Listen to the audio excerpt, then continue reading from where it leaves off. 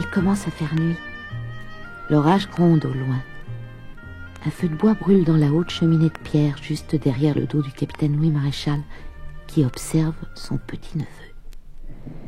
Toute la longueur d'une immense table les sépare. Clarisse sert le dîner. Elle est étrange, silencieuse, habillée de noir. Sébastien ne peut s'empêcher de la regarder quand elle passe près de lui. Il y a dans les yeux de Clarisse quelque chose d'infiniment triste et de mystérieux. Mais ce qui attire plus encore le regard de Sébastien, c'est un portrait. De temps à autre, dans la pénombre de la grande pièce, un éclair illumine cette image d'une très belle jeune femme. Tu n'es pas bavard, mon garçon. Pas affamé non plus. Qu'est-ce qu'on t'a dit de moi? Rien. J'ai peu. T'as une bonne tête. La tête d'un garçon qui n'emmène pas large, mais une bonne tête. Quel âge as-tu exactement? 12 ans. Et comment trouves-tu Morsan? Ben, c'est beau, c'est grand, mais c'est pas gai. C'est peut-être à cause de l'orage. Probablement. Ton père était étonné de recevoir une lettre de moi, je suppose. Ah bah oui alors, et moi encore plus. Je savais même pas que vous existiez. Pierre ne parle jamais de son oncle? Bon, il paraît qu'il vous a vu 2 fois dans sa vie. C'est pas beaucoup pour parler de quelqu'un, hein. Il m'a dit que si je voulais des détails, j'avais qu'à vous les demander. Et là-dessus, il t'a expédié. Comme vous dites. Il m'a seulement raconté que vous avez fait des trucs formidables pendant la guerre. Je sais même pas quelle guerre. Et puis... Et puis? Que j'étais responsable de la mort de ma femme et de mon fils. Ah non? Il m'a juste dit qu'ils étaient morts, c'est tout. Et puis, quand je suis arrivé à Paris pour changer de train et venir ici, j'ai trouvé le notaire. Vous savez, maître Biard. Il m'attendait sur le quai de la gare. Lui, alors, il m'a dit qu'il valait mieux pas que je vous parle de ces choses-là. Alors, excusez-moi d'en avoir parlé. Voilà. En somme, on a pitié du vieux crocodile. Ah, d'après maître Biard, vous seriez plutôt un ours qu'un crocodile. Tiens. Oh, mais il disait ça très gentiment, hein. Eh ben, mais je penserai à le remercier quand je le verrai. Un ours, c'est beaucoup mieux qu'un crocodile, vous savez. À ta place, je parlerai d'autre chose. Passe-moi ma canne, veux-tu? Je sers le café dans le salon. Oui, Clarisse. Vous avez mal à votre jambe? Une... Appuyez-vous sur moi. C'est bien plus pratique qu'une canne. Tu crois? Oh, mais... tu es solide, on dirait. Encore assez? Je fais du cheval et du judo. Il faudrait peut-être qu'il aille se coucher, cet enfant, après le voyage qu'il a fait. J'ai encore 2 mots à lui dire. Il n'en dormira que mieux. Tiens, apporte-moi la pipe qui est sur la table, là-bas. Et viens t'asseoir. Ton père t'a donc jeté entre les pattes de l'ours. Sous quel prétexte? Aucun, justement. Mystère. Écoute un peu. La première fois que j'ai embarqué, j'avais 14 ans. Depuis, les maréchals n'ont pas pu compter pour moi que s'ils n'existaient pas. D'ailleurs, je n'avais pas plus d'importance pour eux. J'ai reçu des faire-part de mariage, de naissance, de mort. J'ai jamais répondu. Un seul m'a étonné. Celui que m'a envoyé ton père. Il m'annonçait à la fois ton existence et son mariage avec une certaine... Sylvia. Oui. Elle est belle? Très belle. Eh ben, tant mieux. Ben, je n'avais aucune raison de répondre à ton père plus qu'aux autres. Là-dessus, j'ai vu le notaire. Ton fameux maître Biard, celui qui a l'amabilité de me comparer à un ours, là. Et ce qu'il m'a dit m'intéresse. Si tu me plais, j'ai l'intention de te laisser tout ce que je possède. Et c'est pour ça que vous m'avez fait venir? En somme, c'est une histoire d'héritage, hein. Comme tu dis. C'est dégoûtant. Pas plus qu'autre chose. Et si je vous plais pas? Oh, je te renvoie d'où tu viens.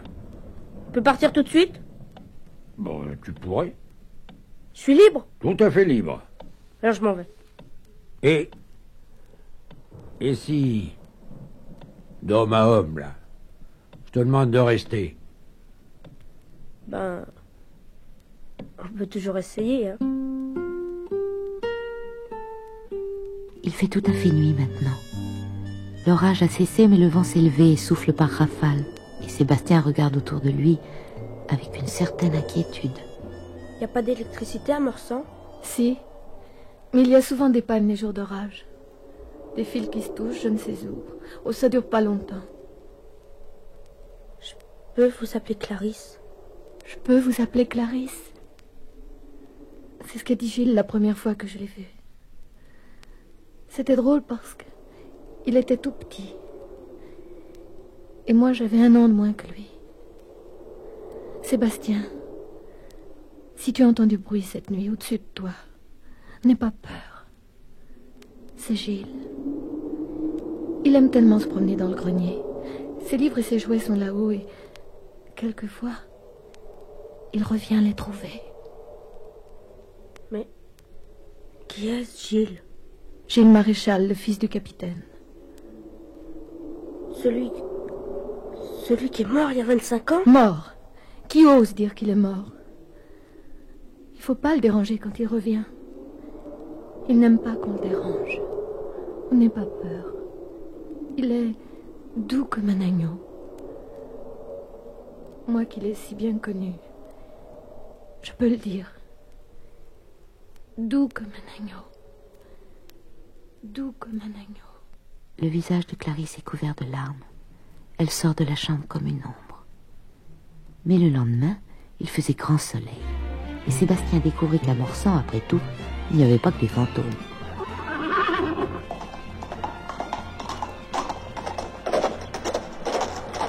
Vas-tu descendre de ce machin-là? Il me donne le vertige. C'est le diable, cette bête-là, il va te fiche par terre. Pas de danger, j'ai fait faire 10 kilomètres à fond de train, il est calmé. Eh ben, tu te lèves de bonne heure, toi. Je peux pas dire. Par où es-tu sorti? Bah, par la porte, comme tout le monde. Je peux pas passer à travers les murs comme Gilles. Il ne faut pas rire de certaines choses. Ça te porterait malheur. Jonathan, pourquoi elle s'en va, Clarisse? Où elle va? Faire ta chambre. Probable. J'ai dit quelque chose qu'il fallait pas dire? Oui. Oh, et on ferait mieux de lui enlever de la tête, son Gilles. Ça, c'est pas possible. Dis donc, Gilles. C'est pas un nom qu'il faut dire devant le capitaine. Je sais. Il y pense beaucoup? Il ne pense qu'à ça, du matin au soir et du soir au matin. Et Clarisse, c'est tout pareil. Mais ça la rend complètement folle. Peut-être bien. C'est pas un mal.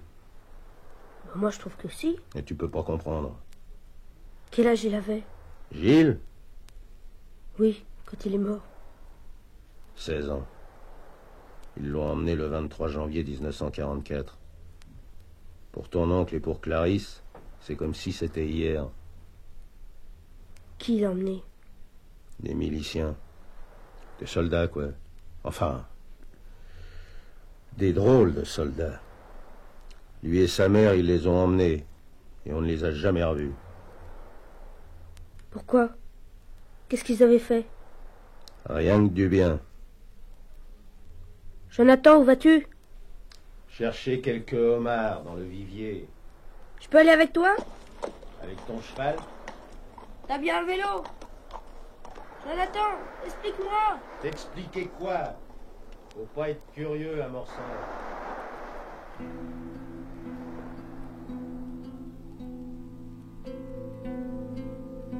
Sébastien ne put rien tirer de Jonathan avant la falaise. Cette falaise où se dressait une grande croix de bois face à la mer. Ici, le vent soufflait plus fort qu'ailleurs et la mer grondait tout en bas, comme si elle voulait lutter contre cet immense obstacle qu'elle rencontrait à marée haute. Sébastien tenait le cheval par la bride. Il essaya de se pencher au bord de la falaise pour voir. Veux-tu te sauver de là? Un coup de tête et vous piquez une tête par-dessus bord, toi et ta bestiole. Ça ne pardonne pas le plongeon, tu sais. C'est comme ça qu'il est mort, Joseph Stéphanie? Qui t'a parlé de ça? Clarisse? Elle m'a dit aussi que Joseph Stéphanie était un traître. M'étonne pas. aurait mieux fait de se taire. Qui c'était, Joseph Stéphanie? Un marin. Un bon marin, quand il n'était pas sous. Qui l'avait trahi? Veux-tu finir de poser des questions? Décampe de là, c'est dangereux. Attache ton cheval près de mon vélo et viens. Le vivier, il est tout en bas, dans la baie de Morsan. Hé, Jonathan, attends-moi! T'es plus à l'aise à cheval que dans les rochers, pas vrai, mon vieux? Est-ce que c'est beau? Ouais. C'est la baie de Morsan. Le canot qui est au sec, je m'en sers pour ramasser mes casiers.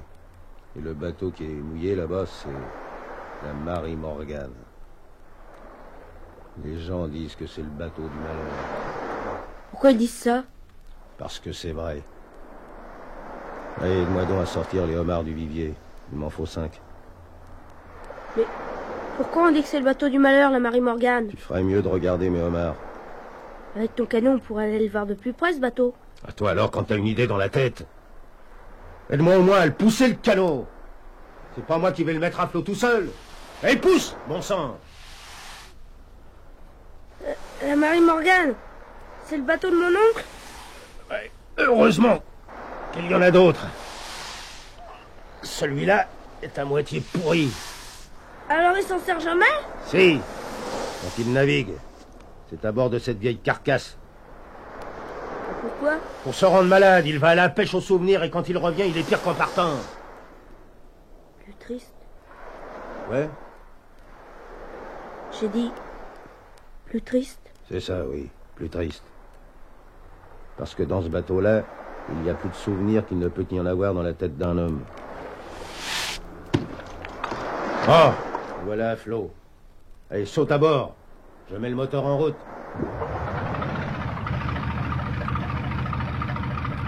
Plus ils approchent de la Marie Morgan, plus Sébastien se sent attiré par ce vieux chalutier dont il devine qu'il fut peint de rouge, de vert et de noir. Mais ses flancs ont aujourd'hui une couleur roussâtre presque unie. Un large panneau de bois arrivé à son étrave comme une pièce cousue sur des haillons camoufle une ancienne blessure. Et le treuil pourri de rouille, rongé de sel, avoue que depuis longtemps, ils ne virent plus aucun chalut gonflé de poissons. Voilà, tu voulais voir, tu as vu. On peut pas monter à bord? S'il n'y a que ça pour te calmer.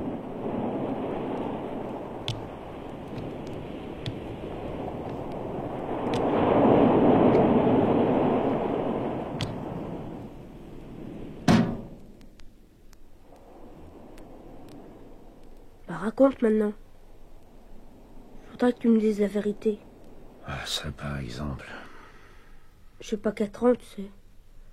Je peux aussi bien comprendre que n'importe qui. Je sais pas comment t'expliquer ça, moi. Bah il sait toujours. T'es trop gosse. Qu'est-ce que ça veut dire pour toi, la guerre? La résistance et tout ça? Mon grand-oncle, c'était un résistant? Oui. En 40, il est parti en Angleterre. Il a organisé un réseau pour faire passer les gens là-bas. Comment il faisait? Avec des bateaux de pêche. La Marie Morgan en particulier. Les gens embarquaient de nuit dans la baie après avoir passé un jour ou deux à Morsan. Quelquefois plus. C'était Madame Maréchal et Gilles qui les cachaient. Et alors? Quoi, et alors? Bah, quand je saurai tout, je te demanderai plus rien, tu sais.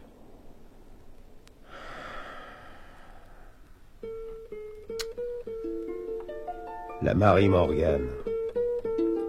C'était le bateau de Joseph Stéphanie. Et Joseph, c'était un compagnon de ton grand-oncle dans la Résistance. Celui qu'il préférait, peut-être. En janvier 44, ton oncle était en Angleterre. Et Joseph Stéphanie faisait les passages entre la Bretagne et là-bas. Un matin, c'était le 23 janvier, quand la Marie Morgan est revenue au port. Il y avait du monde qui l'attendait sur le quai. C'était la milice. Ils ont embarqué Joseph Stéphanie à la Gestapo pour le questionner. Et c'est le soir de ce jour-là qu'ils sont venus à Morsan. Lui, Joseph, ils l'ont relâché. Ton oncle a toujours pensé qu'il avait parlé. Et toi? Ouais, j'en sais rien. J'étais gosse en ce temps-là. J'ai pas à juger. Après la guerre, d'autres s'en sont chargés. Et alors? Alors, rien. Joseph a toujours juré qu'il avait rien dit. Et on n'a jamais pu prouver le contraire. Mais il s'est mis à boire et quand il avait bu, il disait de drôles de choses. Quelle chose? Il disait qu'un jour il en finirait et qu'il se tuerait, quoi. Il ne pêchait plus. Il laissait sa femme et son fils dans le pétrin. Ça a duré un peu plus d'1 an. Puis une nuit, il est sorti du café complètement saoul et on croit qu'il est allé voir ton oncle. Ce qu'ils se sont dit, ça on n'en sait rien. Mais en revenant, Joseph est passé par la falaise et le matin, on l'a retrouvé en bas. Mort. Quel âge vous aviez, Clarisse et toi, quand Madame Maréchal et Gilles ont été arrêtés? Moi, 13 ans. Clarisse, 15. Si tu les avais vus, Gilles et elle, dans ce temps-là, aussi beaux l'un que l'autre. Ce qui leur plaisait, c'était le grenier de Morsan. Ils y passaient des heures, tous les deux.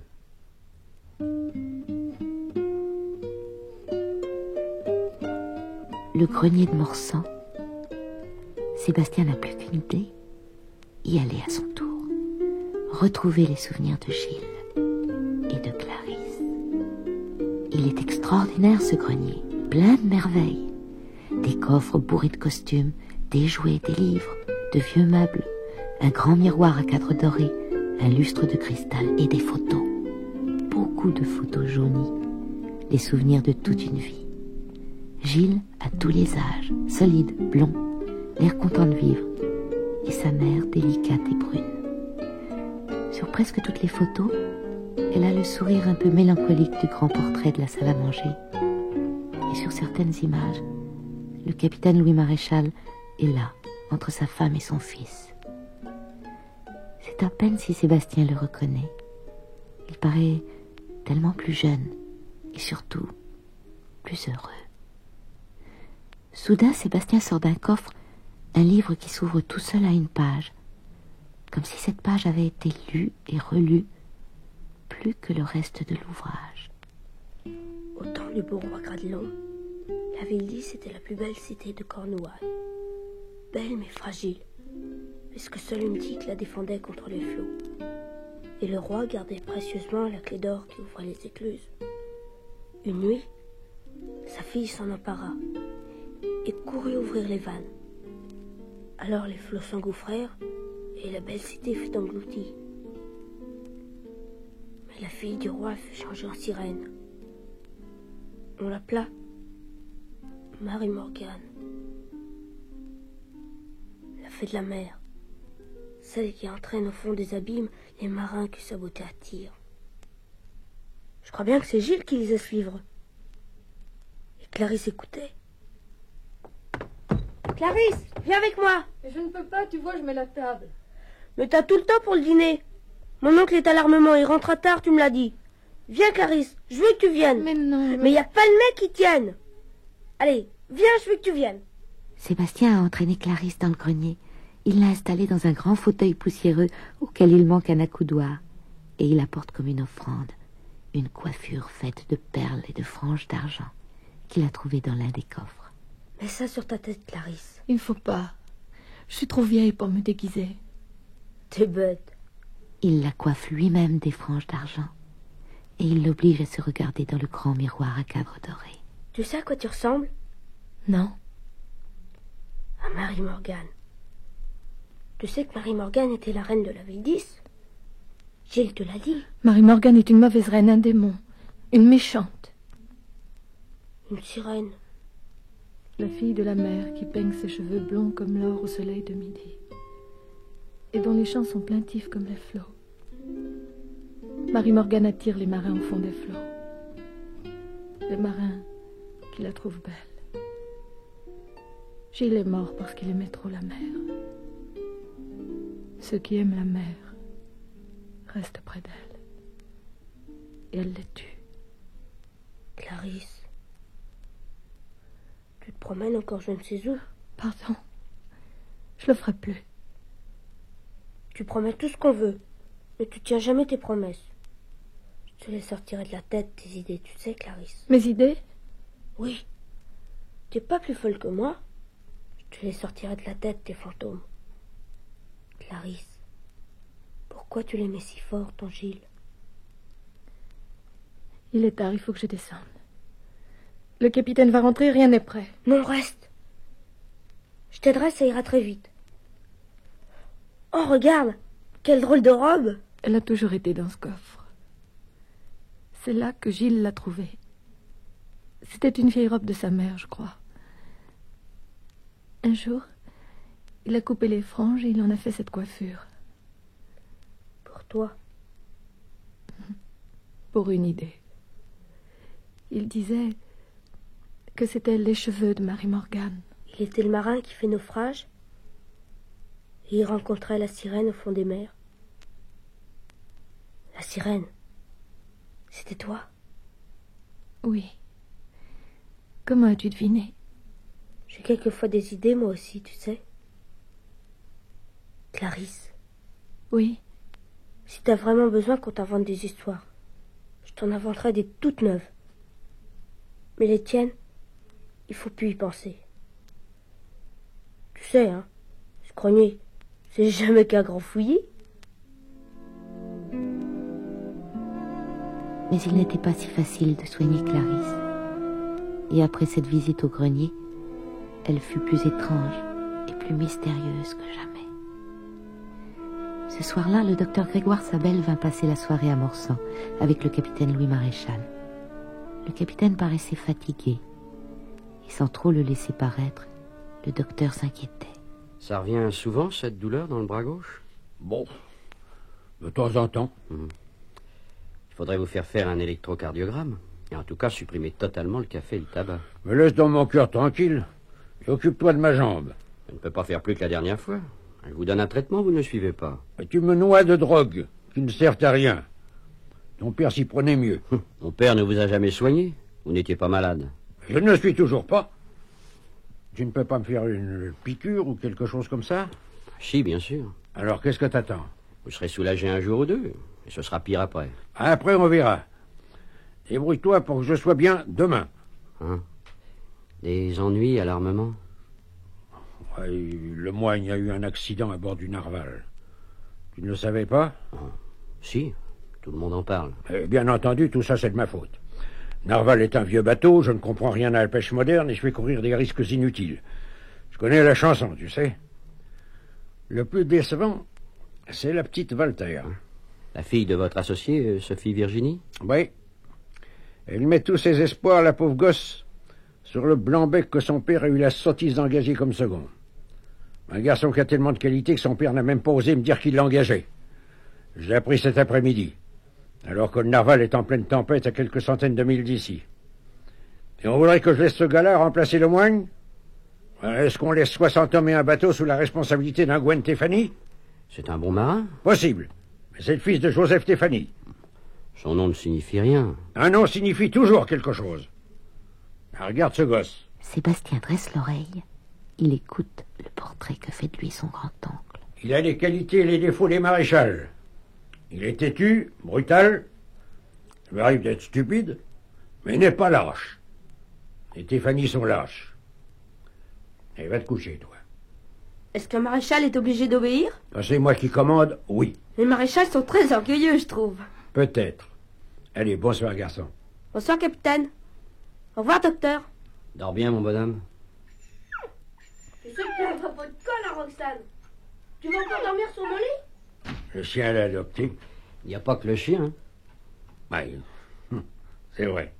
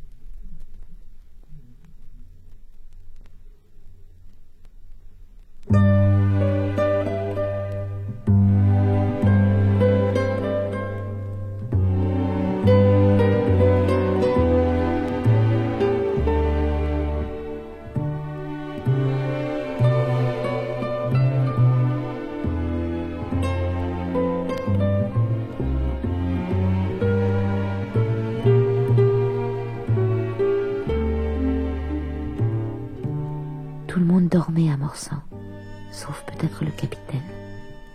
Quand tout à coup, le téléphone sonna. Couché tout contre Sébastien, Roxane leva le nez. Sébastien ouvrit un œil, puis l'autre, et s'assit brusquement dans son lit. Il venait de penser à ce drame en mer qui préoccupait tant son oncle. Dans sa chambre, le capitaine Louis Maréchal saisit le combiné. Allô? Un incendie à bord du Narval, capitaine. La radio ne fonctionne plus. Pour les secours, on ne peut pas compter sur l'escorteur, il est encore à 50 milles dans le sud. 2 avions ont décollé de leur base au Groenland. Ils vont survoler la région d'Elfisk. Avec eux, on a une chance. Mais le temps est très mauvais. Allô? Allô, capitaine? Allô, vous m'entendez? Je viens tout de suite, Walter. Comment, tu ne dors pas, toi? J'ai entendu le téléphone. Alors je suis venu. Si vous avez des ennuis, hein, je peux aussi bien les comprendre que n'importe qui. Je sais. Allez, va t'habiller, garçon. Je t'emmène avec moi.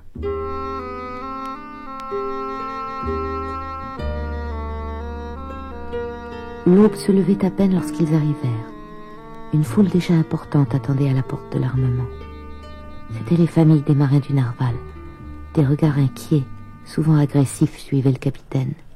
Mais personne n'osa lui adresser la parole. Arrivé dans le hall, Louis Maréchal regarda Sébastien. Et va me chercher un paquet de tabac au café de la Marine. Tu sais où c'est? Je crois que oui. On est passé devant tout à l'heure avec la voiture. Tu n'as pas peur? Non? Pourquoi j'aurais peur? Tu pourrais, ce ne serait pas un déshonneur. Sébastien traversa de nouveau la foule qui attendait. Et il est vrai qu'au fond de lui, il avait un peu peur. Il courut d'une seule traite jusqu'au café de la Marine. Un jeune garçon était adossé au mur près de la porte. Sébastien le regarda. Le garçon lui rendit son regard. Et Sébastien, il eut du mépris, presque de la haine. Je voudrais un paquet de tabac pour le capitaine Louis Maréchal. Du gris alors? Je crois que oui. Lorsque Sébastien ressortit du café, le garçon était toujours là. Sébastien se mit à courir. Le garçon aussi. Sébastien ralentit. Le garçon en fit autant. Il pouvait avoir 17 ans. Il était beaucoup plus grand et plus fort que Sébastien. L'un suivant l'autre, ils arrivèrent dans la rue des Entrepôts. Ici, c'était le désert. Sébastien s'arrêta brusquement, se planta devant le grand. Pourquoi tu me suis? Alors le garçon sortit calmement un morceau de craie de sa poche et alla écrire en grosses lettres sur la porte d'un entrepôt « Maréchal, assassin ». Efface ça. Tu m'as pas compris? Je te dis d'effacer ça. Dis donc, tu veux que je te casse la figure? Oh, ça va, du calme. Tu veux même pas te battre, hein? J'ai pas envie de m'amuser. Sébastien fonce sur le grand, cogne de toutes ses forces. Les deux garçons roulent par terre. Ça suffit, hein. Si tu veux une raclée, t'as qu'à continuer. C'est bientôt fini ces histoires. Faut que je m'en mêle. Et debout. Les deux garçons se relèvent, leurs vêtements sont déchirés. Le marin qui vient de les interpeller hausse les épaules, réenfourche sa bicyclette et s'éloigne. J'aurais bien voulu voir ta tête si je lui avais dit pourquoi on se bagarrait. Il fallait pas te gêner. Pourquoi t'as rien dit? Je suis pas un faucheton. Faut peut-être que je te dise merci. Enfin, t'exagères. Il a tué personne, mon oncle. Pourquoi t'écris Maréchal assassin sur les murs? Pour que tu en parles. Mais t'es fou ou quoi? Oh, ça va, tu me fatigues. Va jouer aux billes. T'es qu'un lâche. Ce que t'écris, c'est même pas vrai. Ce qui arrive au Narval, c'est même pas la faute de mon oncle. Pas sa faute. Avant de partir, mon père lui a crié dans les oreilles qu'il avait pas confiance en ce bateau-là. C'est une ordure, un vieux truc. Y a rien de ce qu'il faut là-dedans. Si c'est vrai, pourquoi il est parti quand même alors, ton père? Parce que chez nous, quand on pêche pas, eh ben on crève. Alors c'est pas ton oncle qui aura donné de quoi manger aux 60 gars qui seraient restés à terre. Il a jamais eu pitié de personne. C'est une crapule, ton oncle. Moi, je te le dis. Et je m'appelle Bernard Lemoigne. Va lui répéter ça, il comprendra. C'est le capitaine Lemoigne, ton père? Ouais. Mais pourquoi tu le disais pas? Tu sais, il y a des avions qui sont partis pour aider le Narval. Et puis il y a un bateau aussi qui vient au secours. Le temps qu'il arrive, il sera trop tard. Sûrement pas. Il va arriver. C'est un escorteur. Ça va vite, tu sais, les escorteurs. Par gros temps, tu parles. S'il fait 7 nœuds, c'est le bout du monde. Des nœuds, je sais pas. Mais il va arriver. Et quand il arrivera, ben, ils auront déjà tous éteint le feu. Et puis il y a un docteur pour ton père, tu sais, sur l'escorteur. Et puis, ben, ils seront tous sauvés, quoi. Ton père aussi, ton père le premier. Et comment on ferait pour l'embarquer? Oh, bon, tu sais, ils s'y connaissent, hein. Ils ont l'habitude des naufrages. Ils ont sûrement l'habitude. Et puis d'abord, celui qui remplace ton père, eh ben, il va tout arranger. Si ça avait été Gwen Stefani, peut-être. Eh ben, ce sera lui. Tu parles. Encore un coup de ton oncle, ça aussi, hein? Oh, fallait pas lui laisser une chance à Gwen. Si jamais il avait réussi, le vieux en aurait crevé de rage. Alors il a donné l'ordre à Duterte de prendre le commandement. Duterte. Il est incapable de commander. Tandis que Gwen, c'est un type formidable. Tiens, son père. Ben c'est ton oncle qui l'a tué. C'est pas vrai, je suis au courant. Il est tombé de la falaise. À cause de ton oncle, et pour des vieilles histoires à dormir debout. Quelques jours plus tard, l'escorteur Surcouf put aborder le narval et embarquer l'équipage. Louis Maréchal donna par radio l'ordre d'abandonner le narval. Mais Gwen Stefani déclara qu'il resterait à bord. Et 7 volontaires se joignirent à lui. Ces hommes entendaient réparer les avaries du narval et le ramener au port. Ce refus d'obéissance de Gwen Stefani fut de l'héroïsme pour certains, pour d'autres c'était une folie. Beaucoup pensaient que Gwen ne réussirait pas. 3 semaines plus tard, cependant, on annonçait le retour du narval.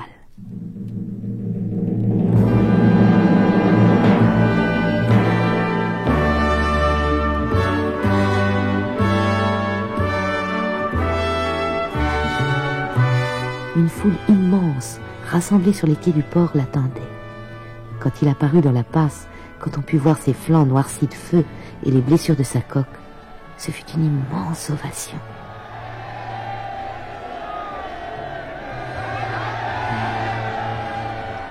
Le capitaine Louis Maréchal restait impassible au milieu de cette joie. Il monta à bord, remercia l'équipage des volontaires, mais il passa devant Gwen Stefani sans lui tendre la main. Puis, il rentra à Morson. Sébastien avait bien vu qu'il partait, mais, pris par l'enthousiasme général, il continua à crier comme les autres. Vive Gwen!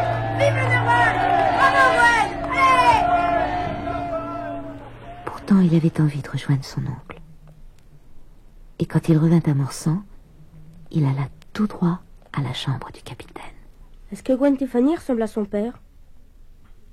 Est-ce qu'il ressemble à Joseph Stefani? Oui. Il vous a quand même ramené votre bateau? Avec le poisson qu'il y avait dedans? Vous auriez pu lui dire merci. Monsieur Walter a dit qu'il vous attendait pour...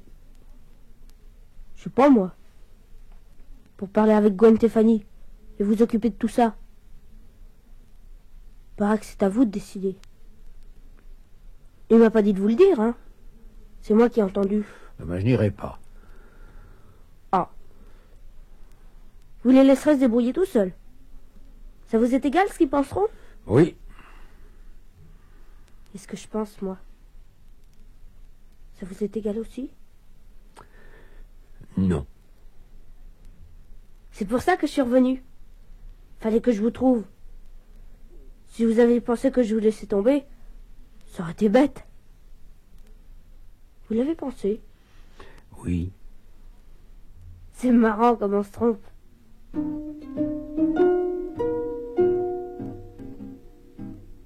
En ville et au port, le retour du narval avait libéré les langues. On parlait de Gwen, de la vieille haine que le capitaine Louis Maréchal avait pour sa famille. Les uns comprenaient, les autres, les jeunes surtout, donnaient tort au capitaine. Bernard Lemoyne raconta à Sébastien ce qu'il savait. Mon père assistait à la vente aux enchères de la Marie Morgane. Il paraît que c'était pas beau à voir. Ton oncle l'a eu presque pour rien, parce que personne n'en voulait. C'était le bateau d'Utrecht, tu comprends. N'empêche que quand Joseph Stefani est mort, ben, sa femme avait plus de bateau, plus d'argent, et il fallait qu'elle élève son fils. Alors elle s'est mise blanchisseuse. On la voyait au lavoir par tous les temps, qu'il pleuve ou qu'il vente. Et un hiver, elle a attrapé mal. Elle est morte quelques mois après. Gwen est resté seul au monde. Il avait 9 ans. Ton oncle aurait pu passer l'éponge, tu crois pas? Mais non. Il l'a laissé embarquer à l'assistance, sans lever le bout du doigt, à croire qu'il était content. Seulement, en fin de compte, il a manqué son affaire, ton oncle. Parce que Gwen, ben, c'est quelqu'un. La preuve, il est devenu second à 25 ans. C'est sa façon à lui de se venger du vieux. Tu sais, toi, j'étais à la bonne. Mais j'aimerais pas m'appeler maréchal. Je suis le fils de mon père, moi. C'est pas de ma faute si on s'appelle maréchal. Mon oncle, je le connaissais même pas. Eh ben, tu le connais maintenant. Qu'est-ce qui ne va pas, hein? Tu t'ennuies à Morsan? Non. J'ai décidé de partir, c'est tout. Tu es bien mystérieux, mon garçon. Je m'en vais demain. Je prends le train pour rentrer chez moi. Oui, j'avais compris. J'ai trop de choses. Quelle chose? Tout ce que vous avez fait au Stéphanie. Je suis pas d'accord. C'est pour ça que je m'en vais. Ah, très bien.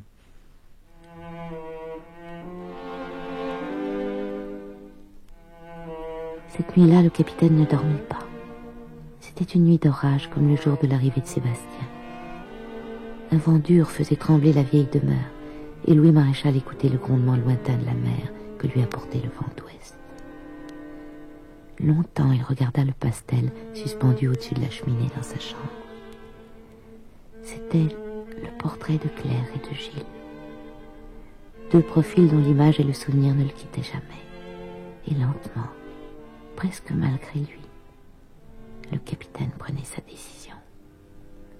Le jour n'était pas levé quand il quitta Morsan. Lorsque Sébastien se réveilla, il faisait grand jour. Pris d'un remords, il s'habilla très vite et alla frapper à la porte de son oncle. Personne ne répondit. Il entra et vit que la chambre était vide. Il descendit dans le hall. Roxane gémissait tout contre la porte. Et Sébastien se rappela brusquement un récit que lui avait fait le capitaine un jour en se promenant. Il y a des marins qui aiment la mer au point de vouloir y mourir. J'en ai connu un. Qui c'était? Jules Gallouédec. Il était chef saleur à bord du Hardy. Il était de Saint-Malo. Force d'économie, il avait acheté un petit macrotier.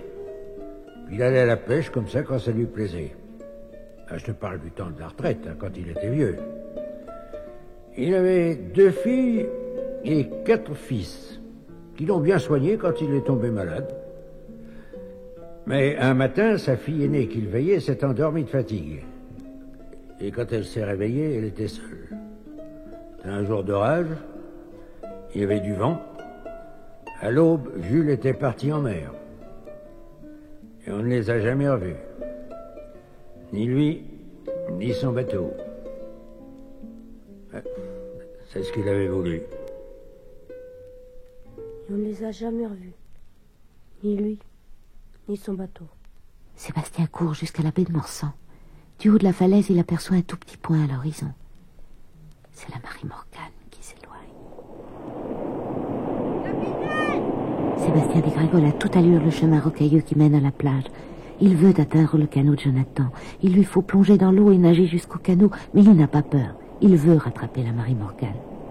Il met le moteur en route, fonce à la poursuite du vieux chalutier.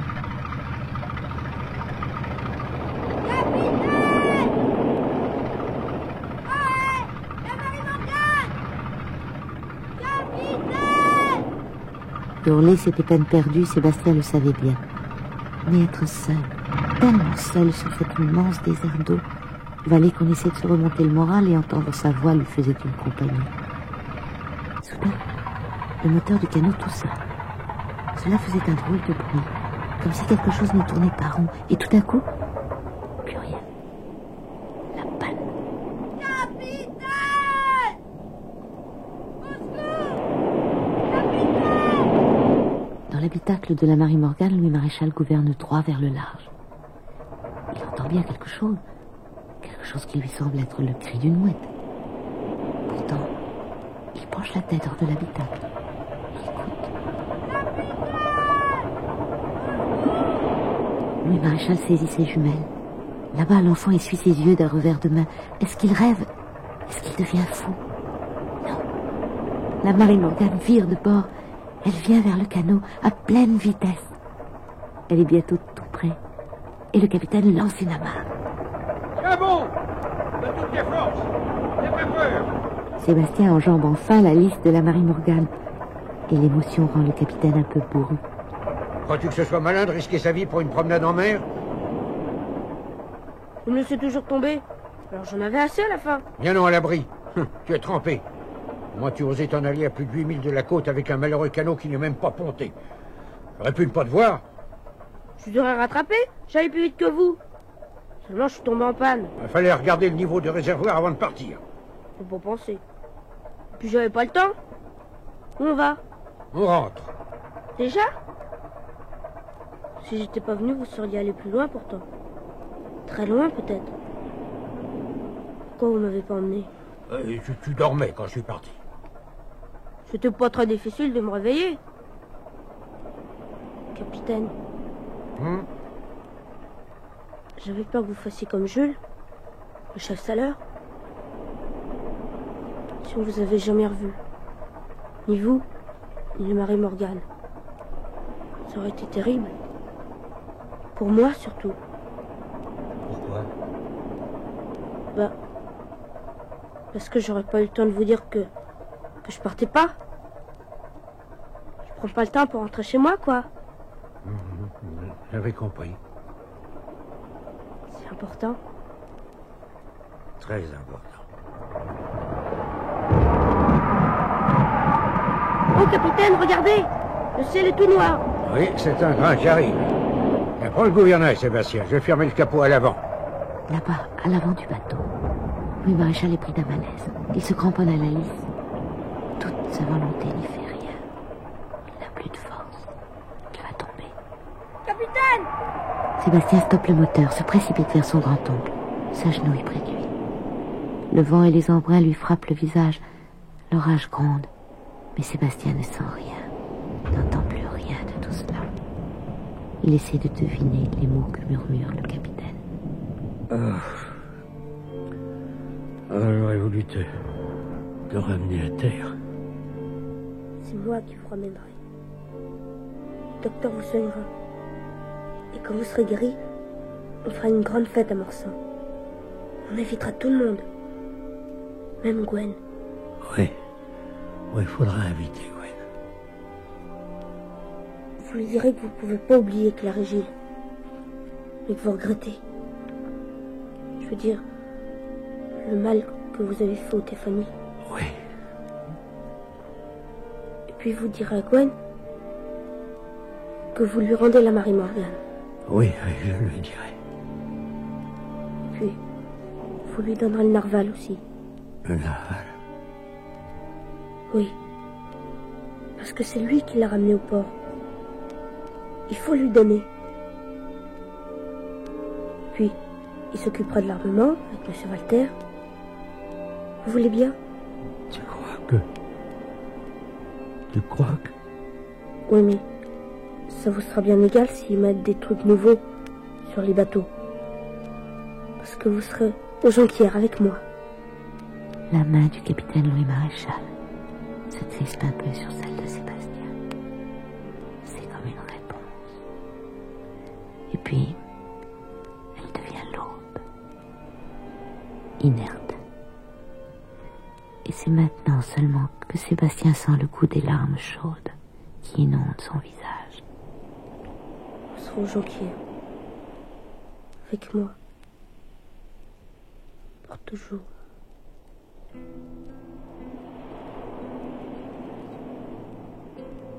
La Marie Morgan dérivait doucement dans le calme revenu. Debout à l'avant, Sébastien regardait venir le canot de sauvetage. Il y avait à bord Gwen Stefani, Jonathan et le docteur Sabel. Ils n'eurent pas besoin de poser de questions. À voir le visage de Sébastien, ils comprirent que le capitaine Louis Maréchal n'était plus de ce monde. L'enterrement eut lieu le lendemain. À peine sorti du cimetière, Sébastien annonça qu'il voulait faire une grande fête à Morsan et qu'il inviterait beaucoup de monde. Gwen Stefani en particulier. On crut d'abord que la mort du capitaine avait été pour lui un tel choc qu'il en perdait un peu la tête, et ni Jonathan ni Clarisse n'osèrent le contrarier. La fête eut lieu le soir même.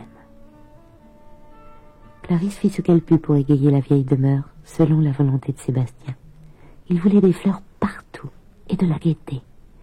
Il voulut que le couvert fût mis à la place du capitaine, comme si on l'attendait. Et il plaça Gwen à la droite de cette place vide. Quand on en arriva au dessert, Sébastien se leva. Il regarda Gwen Stefani. Tu sais, le capitaine et moi, on s'est dit des choses sur le bateau. Il voulait faire une grande fête à Morsan. Et il t'aurait invité. Seulement, il n'a pas eu le temps, tu comprends. Alors je vais faire sa place. Tout ce que je vais te dire, c'est comme si c'était lui qui te le disait. Il te donne la Marie Morgane. Et le narval. Parce que c'est toi qui l'as ramené au port. Il veut que tu t'occupes de l'armement avec Monsieur Walter. Et puis tu sais, Gwen, quand le narval sera réparé et tout repas à neuf, c'est toi qui le commanderas. Et je crois que mon oncle aurait voulu que tu m'amènes au Groenland. Tu veux bien m'emmener? Il fut très difficile de décider Gwen à accepter tout ça. Mais Sébastien y mit tant de conviction. Il voulait tellement convaincre qu'à la fin, Gwen Stefani fit exactement ce qu'il voulait. Et aujourd'hui, c'est le grand départ. Sébastien est là-haut, sur la passerelle du narval, près de Gwen, qui lance les ordres. Larguez le vent. Pareil, capitaine! Barre à 10. En avant lentement. Alors, Moussaillon, tu ne regrettes rien? Il y en a pour 3 mois de campagne de pêche, ça va être dur. Tant mieux si c'est dur. Parce que mon grand-oncle, il disait que plus c'est difficile au début, meilleur on est plus tard. C'était quelqu'un de formidable, hein, mon grand-oncle, tu sais, Gwen. Ouais. Quelqu'un de formidable. Tu lui en veux plus? Non, bien sûr. J'ai beaucoup d'estime pour lui. Alors elle est bien finie, la vieille histoire. On n'en reparlera plus jamais. Jamais plus. Fini les vieilles rancunes. Oh, dis donc, regarde-les sur les quais. On croirait qu'ils voudraient tous partir avec nous. On a de la chance, Gwen. Oui, Moussaillon, on a de la chance. Tu sais, Gwen, moi, je veux être marin. Comme mon grand-oncle. Ils s'en vont pour très longtemps, dans la brume, dans le vent, comme les nuages s'en vont en voyage, les marins quittent le port. Ils ont le souvenir d'une larme ou d'un sourire, et dans leur bagage, peut-être une image, mais ils partent sans remords.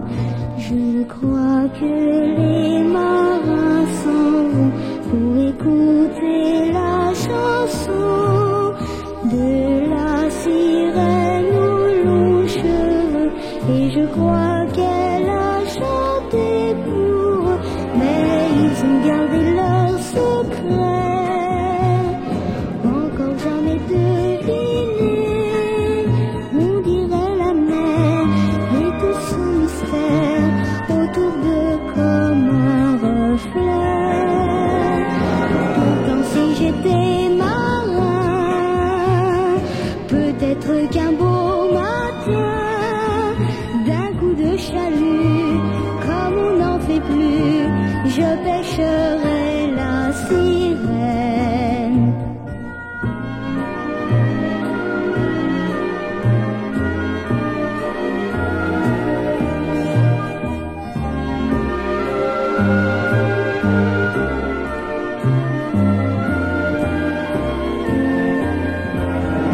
Pourtant si j'étais marin, peut-être qu'un beau matin, d'un coup de chalut,